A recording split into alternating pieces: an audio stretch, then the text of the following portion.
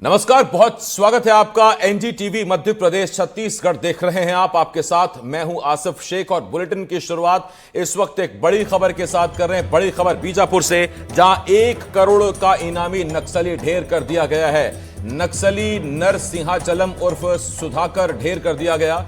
नक्सलियों की केंद्रीय कमेटी का मेंबर था। छत्तीसगढ़ सहित कई राज्यों में वांटेड था। नक्सली के पास से ऑटोमेटिक हथियार जब्त किया गया है। नेशनल पार्क के जंगलों में सुरक्षा बलों से मुठभेड़ में यह नक्सली मारा गया है। तो यह बड़ी खबर इस वक्त हम आपको बता रहे हैं और यह बहुत बड़ी कामयाबी है।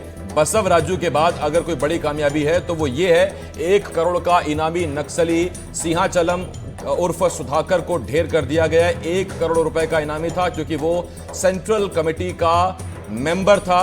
और अगर आप छत्तीसगढ़ में या बाकी जगहों पर नक्सलियों का अगर आप उनका कैडर देखें तो सबसे पहले पोलित ब्यूरो, उसके अलावा फिर सेंट्रल कमेटी, और इस तरह से हायरार्की चलती है। नीलेश मेरे सहयोगी इस वक्त इस बड़ी खबर पर हमारे साथ जुड़ रहे हैं। नीलेश, बसव राजू के बाद बहुत बड़ी कामयाबी, 1 करोड़ का सेंट्रल कमेटी का सदस्य सुधाकर ढेर। बिल्कुल, देखिए सुबह से एक जानकारी आई थी कि इंद्रावती और नेशनल पार्क इलाका जो है बीजापुर का, वहां पर एक मुठभेड़ चल रही है और उस मुठभेड़ में बड़ी सफलता मिली है। सुरक्षा बल के जवानों को डीआरजी का एक ऑपरेशन था, उनको सफलता मिली है। लेकिन अभी तक जब हम बातचीत कर रहे हैं तो अभी तक पुलिस की ओर से या सुरक्षा बल के जवानों की ओर से या सुरक्षा एजेंसियों की ओर से इस पर आधिकारिक जानकारी नहीं दी गई है कि जो इसका शव बरामद किया गया है वो कौन है। लेकिन जो सोर्सेस और बड़ी बड़ी पुख्ता सोर्सेस, जैसा कि बसव राजू के मामले में भी लगातार आ रहा था सामने, वैसे ही जो सोर्सेस हैं वो बता रहे हैं कि सुधाकर जो है वो मारा गया और उसकी बॉडी भी रिकवर कर ली गई है। अब सुधाकर कितना बड़ा नाम है इसका अंदाजा आप इस बात से लगाइए कि मेरे पास एक लिस्ट है मोस्ट टॉप जो 15 वो मोस्ट वांटेड नक्सली हैं देश के, उनमें सुधाकर को, मेरे पास जो लिस्ट है उसमें 14वां नंबर पे सुधाकर का नाम है। और ये सेंट्रल कमेटी का सदस्य भी है। इसके अलावा प्रभारी है सीआरबी यानी सेंट्रल रीजनल ब्यूरो जो है नक्सलियों का, उसका प्रभारी भी था इस इलाके में। और इसके बारे में एक और जानकारी जो हाथ लगी है वो ये है कि इसका जो रहने वाला है पश्चिम आंध्र प्रदेश के गोदावरी, पश्चिम गोदावरी जिला जो है वहां का रहने वाला है। और इसको लेकर एक और जानकारी जो सुरक्षा बल के पास भी थी वो ये थी कि एक जो है मधुमेह की बीमारी यानी कि शुगर की बीमारी और घुटनों में दर्द की गंभीर बीमारी से जूझ रहा था। इस बात का इनपुट भी सुरक्षा बल के जवानों के पास था और एक जानकारी मिली कि जो इस एरिया में काम कर रहा है तो उसको किस तरह से घेराबंदी की जाए, और आज सफलता मिली है जिसके बारे में बताया जा रहा है। जी आसिफ। नीलेश, कमाल की बात यह है, मैं ये सोच रहा था कि इतना बड़ा नक्सली, उसके आसपास सुरक्षा का घेरा होगा, कम से कम 10 से 15 नक्सली, दर्जन भर नक्सली उसकी सिक्योरिटी में होने चाहिए, लेकिन मुठभेड़ में केवल सुधाकर ढेर हुआ है। बाकी छोड़ गए क्या, भाग गए?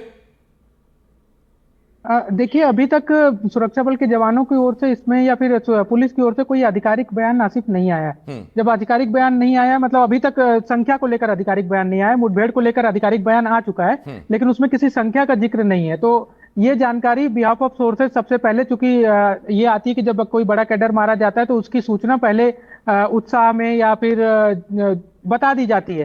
तो उसमें सुधाकर के नाम की पुष्टि हुई है, लेकिन क्या संख्या सिर्फ एक है या फिर इससे भी अधिक है, या फिर कई बार ऐसा होता है कि मारे तो ज्यादा जाते हैं। जैसे कि बसव राजू के केस में भी 27 बॉडी रिकवर की गई थी, लेकिन खुद नक्सलियों ने माना कि 28 लोगों को मारा गया था, 28 कैडर को मारा गया था, जिसमें से एक की बॉडी वो अपने साथ लेकर चले गए थे। तो ये संख्या जो है उस पर स्पष्टता बाद में आएगी। लेकिन ये आपका सवाल बिल्कुल एक जो है वो इस पर बिल्कुल जायज है कि इतना बड़ा कैडर सिर्फ अकेले रहा हो ऐसा मुमकिन नहीं लगता। लेकिन जैसा कि पुलिस के पास भी इंफॉर्मेशन थी और हमारे पास भी जो जानकारी है, लिस्ट है, उसके मुताबिक ये घुटनों की गंभीर बीमारी से ग्रसित भी था। तो ऐसा हो सकता है कि जब घेराबंदी की गई हो तो बाकी लोग भाग गए हों, और ये चूंकि घुटनों की बीमारी से ग्रसित था तो ज्यादा भाग नहीं पाया हो और मुठभेड़ में मारा गया हो। तो ये भी एक हो सकता है। लेकिन क्या चीज एक्चुअल हुआ है ये तो जब डिटेल एक कोई जानकारी आधिकारिक तौर पे आएगी जो साझा की जाएगी तो उसके बाद ही पता चलेगा।